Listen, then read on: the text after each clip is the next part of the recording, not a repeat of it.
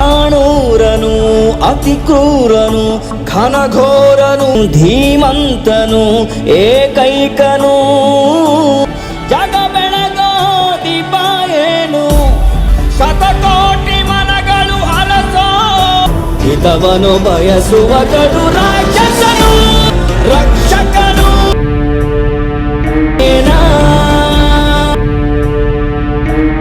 ಮಾತನಾಡುವವರ ಮಧ್ಯೆ ಸದ್ದಿಲ್ಲದೆ ಸೇವೆ ಮಾಡುತ್ತಿರುವ ಕ್ಯಾಪ್ಟನ್ ರಾಮಣ್ಣ. ಇಷ್ಟು ವರ್ಷ ನೆಲಮಂಗಲ ಏನು ನೋಡಿದ?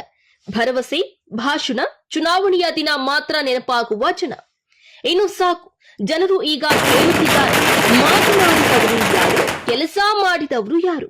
ಕುಕ್ಕರ್ ಕೊಟ್ರು, ಲಿಕ್ಕರ್ ಕೊಟ್ರು, ಓಟು ತೆಗೆದುಕೊಂಡು ಹೋದ್ರು. ಆದರೆ ಬಡವರಿಗೆ ಸೂರು ಕೊಟ್ಟವರು ಯಾರು? ಈ ಪ್ರಶ್ನೆಗೆ ನೆಲಮಂಗಲದಲ್ಲಿ ಇಂದು ಒಬ್ಬರೇ ಹೆಸರು ಗಟ್ಟಿಯಾಗಿ ಕೇಳಿ ಬರುತ್ತಿದೆ, ಕ್ಯಾಪ್ಟನ್ ರಾಮಣ್ಣ. ನಮ್ಮ ಹಳ್ಳಿಗಳು ಸೇವೆ ಮಾಡ್ತಾ ಇದ್ರೆ ಅದ್ರೊಳಗೆ ಅವರು ಭಾಗಿಯಾಗಿ ನಮ್ಮ ಜೊತೆಲಿ ಸದಾಕಾಲ ಇರ್ತಾರೆ ಅಂತೇಳಿ ಅವರಿಗೆ ನಮ್ಮ ಪಕ್ಷಕ್ಕೆ ಇವತ್ತು ನಾನು ಸೇರ್ಪಡೆ ಮಾಡಿಸ್ಕೊಂತ ಇದ್ದೀನಿ.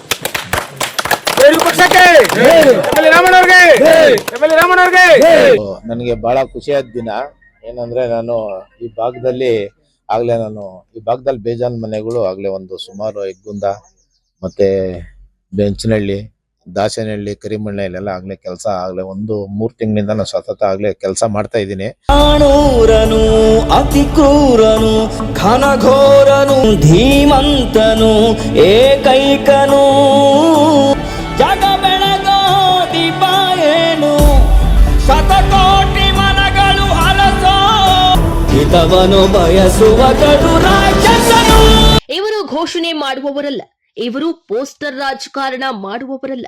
ಇವರು ನೆಲಮಟ್ಟದಲ್ಲಿ ಮನೆ ಕಟ್ಟಿಸುವವರು, ಹಳ್ಳಿಗಳಲ್ಲಿ ನೂರಾರು ಕುಟುಂಬಗಳಿಗೆ ನೆಲೆ ಕೊಡಿಸುವವರು. ಮೈಕ್ ಮುಂದೆ ಮಾತು ಕಡಿಮೆ, ಗ್ರೌಂಡ್ ಮೇಲೆ ಕೆಲಸ ಜಾಸ್ತಿ. ಅದಕ್ಕೆ ಇಂದು ಪ್ರತಿ ಹಳ್ಳಿಯಲ್ಲೂ ರಾಮಣ್ಣ ಹೆಸರು ಪ್ರತಿಧ್ವನಿಸುತ್ತದೆ. ಜೆಡಿಯು ಪಕ್ಷಕ್ಕೆ ಸೇರ್ಪಡೆ ಆಗಿದ್ದೀರಾ? ಯಾವ ಉದ್ದೇಶದಿಂದ ಸೇರ್ಪಡೆ ಆಗಿದ್ದೀರಾ? ಇವರ ಒಂದು ಒಳ್ಳೆಯ ಕೆಲಸಗಳು ಮಾಡ್ತಾ ಇರೋದು ನೋಡಿ ಈ ಥರ ಎಲ್ಲರೂ ಕೂಡ ಮಾಡಿ ಇರೋಂಥ ಬಡವ್ರ ಬಗ್ಗರಿಗೆಲ್ಲ ಅನುಕೂಲ ಆಗಲಿ ಅಂತ ಹೇಳಿ ಒಂದು ನಮ್ಮ ಕೈಲಾದಂಥ ಏನು ಕೊಡೋಕ್ಕಾಗಲ್ಲ, ಇಂಥವ್ರು ಏನಾದರೂ ಕೊಡೋವಂಥವ್ರನ್ನ ಅವರಿಗೆ ಕೊಡಿಸಿ ಅವ್ರಿಗೂ ಒಂದು ಹೆಲ್ಪ್ ಮಾಡಿಸ್ಬೋದು. ಮತ್ತು ಅವರು ಒಂದು ಬಾಳಲ್ಲಿ ಒಂದು ಬೆಳಕು ಮೂಡಲಿ ಅಂತ ಮಾಡೋಕ್ಕೆ ಒಂದು ಅವಕಾಶ ಮಾಡ್ಬೋದಲ್ಲ ನಾವು ಅಂತೇಳಿ ಈ ಪಕ್ಷಕ್ಕೆ ಸೇರ್ಕೊಂಡು